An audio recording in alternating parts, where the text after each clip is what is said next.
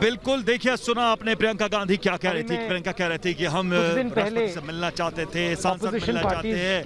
ये तस्वीरें हम आपको दिखा रहे हैं राहुल गांधी की तस्वीरें हम लगातार आपको दिखा रहे हैं किस तरह से ये जो कानून बनाए गए हैं ये किसान विरोधी कानून है और इससे किसानों का जबरदस्त नुकसान होने वाला है, मजदूरों का, किसानों का। सरकार ने कहा था कि ये कानून किसान के फायदे के हैं और देश को दिख रहा है कि किसान कानून के खिलाफ खड़ा हुआ है। और मैं प्रधानमंत्री जी से कहना चाहता हूं कि ये किसान हटेगा नहीं। प्रधानमंत्री को ये नहीं सोचना चाहिए कि किसान और मजदूर घर चले जाएंगे, नहीं जाएंगे। जब तक ये कानून वापस नहीं लिया जाएगा, जॉइंट सेशन कीजिए और कानून को एकदम वापस लीजिए, क्योंकि किसान वापस नहीं जाने वाला है।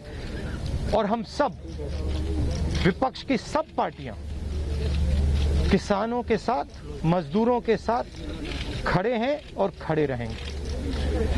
जिस प्रकार से ये कानून पास किया गया वो भी बिल्कुल गलत था। बिना डिबेट किए, बिना किसानों से चर्चा किए, बिना मजदूरों से पूछे ये कानून ऊपर से थोप दिए गए हैं और इन कानूनों को हटाना ही पड़ेगा, विद्रॉ करना ही पड़ेगा।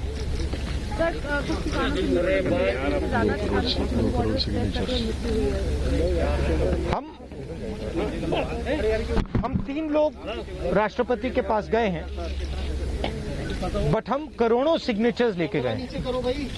हम किसान की आवाज राष्ट्रपति जी को तक ले गए। सर्दी का मौसम है और पूरा देश देख रहा है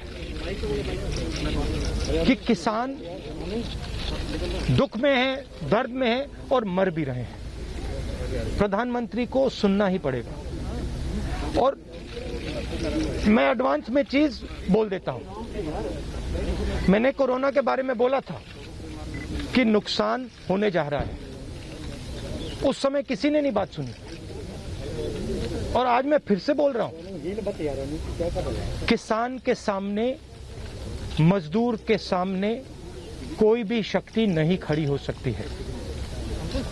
अगर प्रधानमंत्री जी ने कानून वापस नहीं लिए, सिर्फ बीजेपी को नहीं, सिर्फ आरएसएस को नहीं, देश को नुकसान होने जा रहा है। राहुल जी, बार बार बीजेपी की तरफ से कहा जा रहा है कि ये जो किसान बैठे हैं ये नक्सल हैं, खालिस्तानी हैं, विपक्ष इन्हें बरगला रहा है, इस तरह के आरोप लग रहे हैं। देखिए, बीजेपी नरेंद्र मोदी जी का एक ही लक्ष्य है और वो किसान समझ गया है, मजदूर समझ गया है। लक्ष्य है कि उनके आसपास जो 2, 3, 4 बड़े क्रोनी कैपिटल्स हैं, उनके लिए पैसे बनाने का काम नरेंद्र मोदी जी करते हैं। जो भी नरेंद्र मोदी जी के खिलाफ खड़े होते हैं वो उनके बारे में कुछ ना कुछ गलत बोलते रहते हैं। किसान खड़े हो जाएंगे तो किसान को आतंकवादी बोलेंगे, मजदूर खड़े हो जाएंगे तो मजदूर को आतंकवादी बोलेंगे। एक दिन अगर मोहन भगवत खड़े हो गए तो कहेंगे ये भी आतंकवादी है। मतलब जो भी नरेंद्र मोदी जी से सत्ता लेने की कोशिश करेगा वो आतंकवादी है। और नरेंद्र मोदी किसके लिए काम कर रहे हैं वो मैंने आपको बता दिया। उनके 2-3 आसपास के क्रोनी कैपिटलिस्ट हैं जिनको वो पूरा का पूरा हिंदुस्तान पकड़ा रहे हैं। ये रियलिटी है। The government is going on an aggressive campaign from tomorrow onwards to give money, 6,000 rupees, 18,000 crores. They're trying to change the narrative. Look, the point is, it's a very simple thing. There are millions of people who live off our agricultural system. Large percentage of our people live off our agricultural system. These are laborers, they are farmers, they are small traders. These are these people. And they are the backbone of the country. Now, we understand that agriculture has to be reformed. What we are saying is that if you destroy this system, these millions of people will have nothing to do. They will not be able to feed themselves. And you will create massive destruction, massive pain in the country. Why is the Prime Minister doing this? It is a very simple calculation. The Prime Minister is doing this because he wants to help 2 or 3 business people. He does not care what happens to these people. He will construct whatever narrative he has to construct to make sure that the wealth transfer that is taking place to 3 or 4 people continues. He will call people terrorists. He will call people anti-nationals. He will call people criminals. He will do whatever he has to do to transfer the wealth from these people, the backbone of this country, to those people, 3 or 4 of them, 5 of them. That's the crux. And we are fighting this. We are saying that in India, where you have destroyed the agricultural system, will not function. Just like I said, take Corona seriously. Corona is going to kill people in massive numbers if you do not act. At that time they said, scaremongering. Now they're not saying scaremongering.